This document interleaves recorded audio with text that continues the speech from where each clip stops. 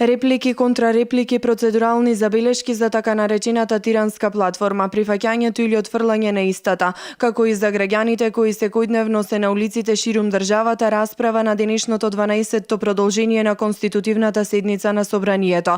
Денешната дискусија ја започна пратеникот Димитар Стевананџи од ВМРО-ДПМНЕ, кој порача дека сите веќе 12 дена чекаат да се изговори една реченица, која треба да ја изговори лидерот на СДСМ и треба да гласи: не ја прифаќаме и ја отфрламе тиранската платформа, бидејќи во овој момент не ја одговара на Република Македонија. Тоа е реченицата која може да значи крај на политичката криза. Дури 250.000 граѓани секојдневно се на улиците и не се согласуваат со тоа што го прави сега Зоран Заев со Република Македонија. Граѓаните сакаат манифест и не сакаат платформа и продлабочување на кризата, рече Стевананџија. Денес се навршува една година од најголемото граѓанско будење, порача пак пратеникот Павле Богоевски, кој иако се најде на листата на СДСМ во Собранието, треба да делува како независен пратеник, представник на граѓанскиот сектор. Но доста беше, шарената револуција рече доста.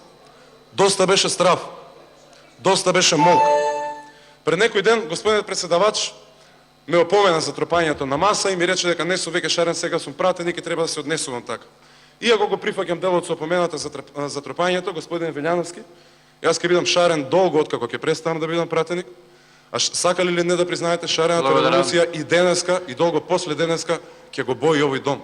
Само сега го правиме тоа однатре. Велјановски му реплицираше на Богоевски дека шарената револуција два пати го има оштетено законодавниот дом, а истата се плаќа од џебот на граѓаните. Првиот пат се плати штета од 6.000 денари, вториот пат од 1.200.000 денари, кои што ги платија граѓаните на Република Македонија, кои што шарената револуција ги обои, и гледајте напред пред надворешната фасада, уште не може оштетата да се поправи што вие шаравте.